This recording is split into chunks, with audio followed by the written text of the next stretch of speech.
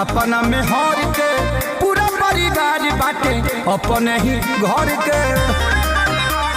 सुनो ना बतिया तुमान पिया अपना में हर के पूरा परिवार बाटे अपने ही घर के।